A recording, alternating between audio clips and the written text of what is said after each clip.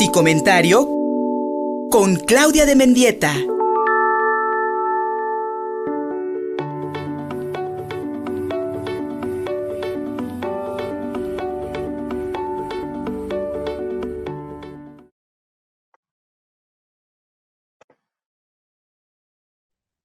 Hola Luis, buenos días. Un gusto saludarte, un gusto estar aquí como cada martes. Un saludo a todo el auditorio. Y bueno, pues hoy quiero platicar sobre el tema de el caso de esta chica en Zapopan, Luz Raquel, que me parece que es un caso indignante, un caso que nos tiene que llevar a la reflexión, ¿no? Porque me parece que hay un asunto en donde esto visibiliza inequívocamente la violencia de género en la que vivimos y la manera en la que se tratan estos asuntos de manera social. Porque la hazaña justo con la que fue herida, ¿no? La manera en la que fue asesinada, creo que nos pone de manifiesto una violencia brutal, irracional, sin mucho sentido, ¿no? Y que de alguna manera, pues esto nos está poniendo en evidencia cómo funcionan algunos individuos de la sociedad, pero que, bueno, dan cuenta de lo que sucede en nuestra sociedad, ¿no? La manera en la que se victimiza y se revictimiza a una víctima, ¿no? Valga la redundancia, parece un juego de palabras, pero bueno, ya de entrada, imagínate la posición de esta mujer que independientemente de cómo haya ella interactuado con su agresor, las cosas escalaron a un punto donde se perpetró un acto de suma violencia para arreglar, entre comillas, una situación vecinal, ¿no? Aparentemente, bueno, hay como muchas versiones al respecto, ¿no? La más cercana es que, bueno, pues se trataba de un vecino con el que tenía problemas importantes. Y cómo los procesos judiciales suponen esta revictimización, porque justo de eso quiero hablar, de cómo la sociedad revictimiza a las víctimas, pero también cómo las instituciones no le dan un lugar importante y considerado a situaciones que venían ya desde antes, ¿no? Esta chica interpuso algunas denuncias, pidió una orden de restricción y una serie de cosas en algún momento, me parece, o cuando menos sí fue a pedir protección. Y entonces, pues no ocurrió, ¿no? No ocurrió, y si ya de por sí no es fácil hacer frente a un proceso judicial, independientemente de la posición que se esté jugando y de las razones por las que esté ocurriendo, pues mucho menos si no encontramos una respuesta, ¿no? O sea, ella tenía como varias cosas importantes ahí en medio, ¿no? Por un lado, la situación con su hijo, que tenía una discapacidad, que ese es otro gran tema para otro programa, porque también hay una gran violencia y una gran discriminación a las personas con discapacidades y a las familias de estas personas, ¿no? Hay todavía muchos tabúes al respecto y entonces, bueno, seguramente había ciertas dificultades vecinales, como ocurre en todos los lugares donde se convive con otras personas. Bueno, los niños con autismo efectivamente a veces pueden tener ataques de ansiedad, de crisis de ansiedad o angustia, ira o enojo, frustración, y bueno, pues justo parte del trastorno implica que les cuesta mucho trabajo controlarlo. Y por supuesto que sí puede ser molesto si quieres dormir y es tu vecino o lo que sea. Sin embargo, la manera tan irracional, ¿no? en la que ocurren estos procesos, donde en lugar de buscar soluciones comunitarias que impliquen el bien común, pues nos enganchamos como de una manera irracional, repito, ¿no? Y sin ningún sentido de la lógica, y nos montamos en reacciones emocionales sin mucho sentido, donde ya había ahí un maltrato directo a la víctima desde entonces, y que entonces, bueno, finalmente seguramente tenían una serie de diferencias vecinales, por ahí se comentaba que había mojado al perro y, ¿no? Como que seguramente había habido rencillas y pues probablemente una dificultad para llegar a acuerdos, para respetar las necesidades de cada uno, lo que haya sido. Ninguna situación vecinal tendría que acabar en un homicidio tan terrible donde además te queman, ¿no? Viva. Eso es como inconcebible, pues, ¿no? Pero bueno, ¿de qué nos habla esto, no?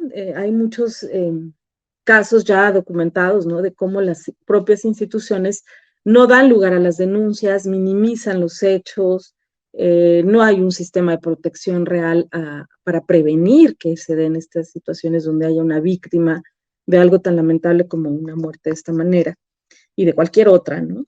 Y entonces, bueno, esta situación en global creo que nos habla de cómo está en algunas partes y en algunos sectores, evidentemente no el global, pero sí nos habla de una anomia social, ¿no? Donde los problemas se arreglan a través de las reacciones emocionales hasta burdas, donde no hay empatía por el otro, donde no hay un cuidado comunitario de las circunstancias de todos los que habitamos un lugar. Y lo que más me sorprende, Luis, fíjate que no actuó solo una persona, ¿no? No se han esclarecido del todo los hechos, pero quien haya sido el actor intelectual, quien lo perpetró, quiénes lo perpetraron, porque algunas notas hablan de que había 2 hombres o 3 hombres y una mujer en el lugar de los hechos, ¿no? Que algunos testigos vieron. Imagínate 4 personas enardecidas, y voy a usar esta palabra, enloquecidas, porque hay una vecina que tiene un hijo discapacitado que genera algunas dificultades y porque no pudieron hablar, comunicarse o negociar. Me parece algo inadmisible para nuestra sociedad, ¿no? ¿Cómo se pueden dar este tipo de circunstancias? Cómo ella, a pesar de pedir ayuda, a pesar de que había pintas en el edificio, de amenazas contundentes y claras por los mismos problemas, ¿no? Y fue a denunciar, le tomaron una declaración y no se hizo nada. Me habla de una indolencia social bastante fuerte, ¿no? Que justamente las instituciones son un reflejo también de todo lo que ocurre en la sociedad y como en el día a día, en la interacción de unos con otros, ¿no?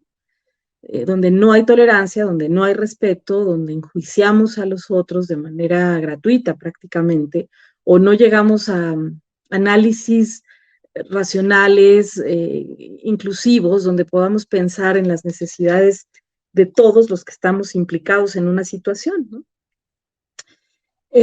Y entonces, bueno, me parece como muy importante el análisis en este punto, porque ¿qué estamos haciendo como sociedad, ¿no? ¿De qué manera tendemos a resolver los problemas, ¿no? ¿Qué pasa con nuestra inteligencia emocional? ¿Cómo es que estamos educando a nuestros hijos, cómo hemos sido educados nosotros también, para poder tener un sentido común, empatía, tolerancia, aceptación, comunicación asertiva, ¿no? Como son elementos esenciales de la interacción humana, de la interacción social. Y entonces me entristece mucho de pronto ver, y seguramente muchos estarán de acuerdo conmigo, que no está habiendo un nivel adecuado de inteligencia emocional, ¿no? En muchas personas, en muchas circunstancias, y que además, claro, derivado de esta pandemia, seguramente se han enfatizado aún más estas necesidades emocionales que no están cubiertas.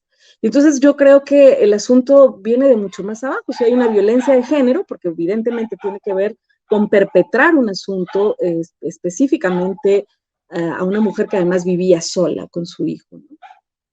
Y que estaba a cargo de la situación. Entonces, sí me parece como importante no solamente darle luz a esta parte de la violencia de género, porque por supuesto, estos problemas de inteligencia emocional de los que hablo van a repercutir o a recaer de manera más importante, evidentemente, en las mujeres, ¿no?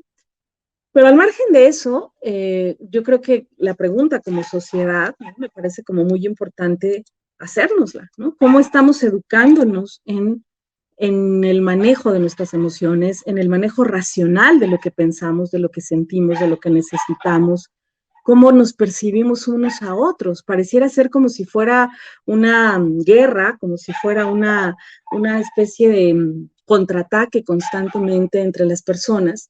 Y entonces yo me pregunto, ¿cómo nos quejamos de la violencia? Esperamos que el gobierno nos resuelva la violencia, cuando somos nosotros mismos quienes estamos generando intercambios o reacciones emocionales violentas, que por supuesto en situaciones enfermizas escalan a estos niveles, ¿no? A estos niveles en donde podemos observar cosas tan terribles que obviamente no es que pasen en el cotidiano todos los días con todas las personas, afortunadamente, pero que al final esto nos habla de factores psicoculturales muy importantes que están ocurriendo.